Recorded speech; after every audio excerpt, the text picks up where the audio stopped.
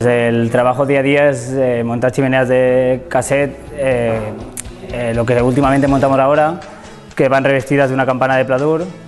Antes de hacer la campana de pladur hacemos una estructura metálica, la revestimos de fibra de vidrio, de aislante, y la chapamos de pladur.